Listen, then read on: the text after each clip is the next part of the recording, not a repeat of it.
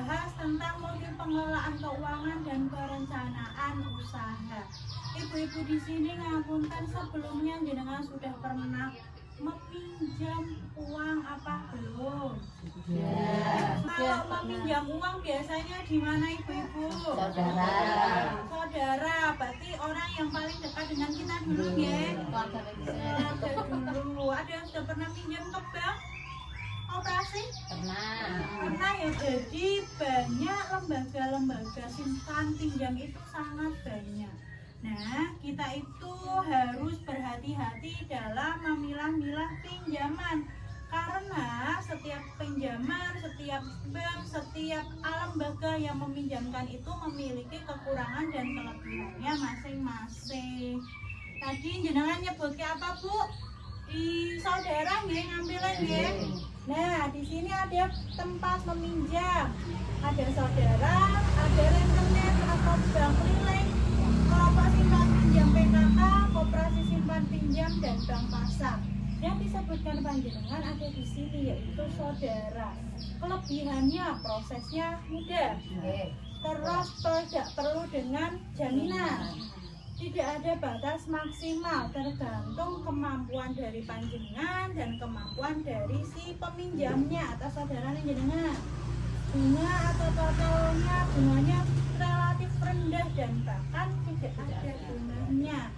Periodenya bisa disesuaikan. Di setiap lembaga di atas itu memberikan kelebihan dan kekurangannya masing-masing. Jika kita membutuhkan untuk meminjam, kita juga harus membandingkan mana yang lebih mudah, mana yang bunganya lebih rendah, mana yang periode pengembaliannya itu cepat, periode pengambilannya itu lama atau fleksibel. Jadi harus lebih memilah dan memilih dalam meminjam ya Bu ya. Akan menonton film ya ibu-ibu ya. Ibu-ibu bisa melihat layar di laptop.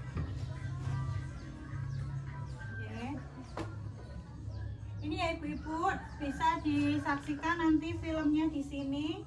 Ya. Filmnya gimana Bu? Sudah ya. Ya, mudeng dengan filmnya ya Bu. Ya. Jadi di filmnya tersebut Bu Lili ini mau mengatasi masalahnya tentang keuangan. Nah, filmnya itu adalah untuk lebih matang dalam meminjam. Jenengan harus lebih matang dalam meminjam. Contohnya kalau sesuai dengan kebutuhan, berarti aku minjamnya kalau kebutuhannya hanya sedikit, lebih baik minjamnya yang bunganya rendah atau tidak ada bunganya. Jadi kalau kita terdesak itu boleh minjam, tapi kalau bisa jenengan juga harus memiliki tabungan. Ya, sebagian besar dari kita sudah bisa menyisihkan uang atau menabungnya lebih besar, pendapatannya lebih kecil. Tetapi saya harap di sini jenengan harus lebih pintar dalam mengelola keuangan, sebisa mungkin memiliki tabungan walaupun sedikit-sedikit. Menjelaskan ini mengenai cerita mengapa harus menabung. Di sini dijelaskan ada dua hewan, yaitu semut dan kecoa ya Bu ya. Di sini terlihat jelas bahwa kecoa ini tertawa terbahak-bahak saat melihat semut berbondong-bondong mencari makan. Nah, di sini semut juga menjelaskan walau sedikit lama-lama akan menjadi bukit. Semut itu sama aja kayak kita, kalau kita bisa nabung sedikit demi sedikit, nanti lama-lama juga akan menjadi bukit. Ketika jenengan punya kebutuhan yang tidak terduga, bisa dipakai tabungannya tersebut. Ini nanti ada sedikit kasus, yaitu tentang Ibu Lili. Dalam jadi ada ibu yang mau masukkan anaknya ke SMA seperti 2 tahun lah. Nah, jumlah uang pangkalnya itu 2.400.000.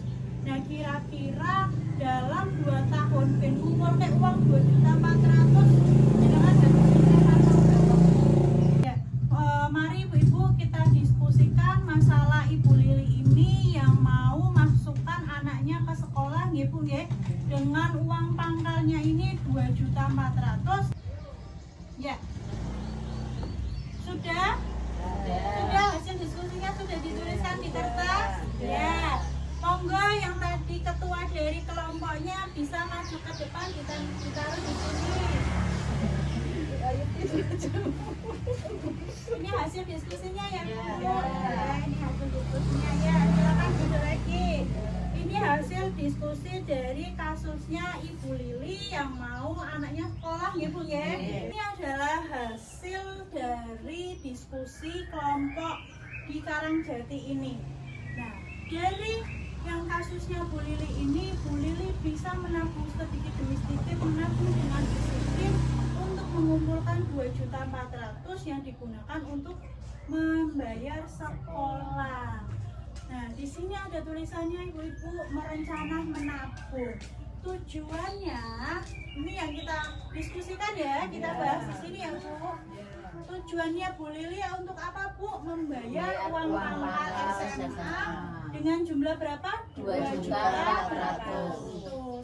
Lama menabungnya 2 tahun selama 24 bulan. 1 bulan ada 30 hari. Berarti 30 hari dikali 24 ya Bu ya.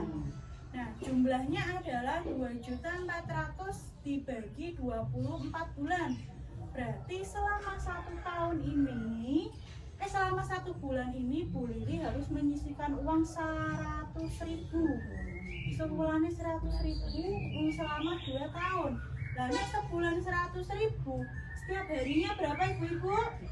3.300. Berarti 100.000 dibagi 30 hari, jumlahnya 3.300.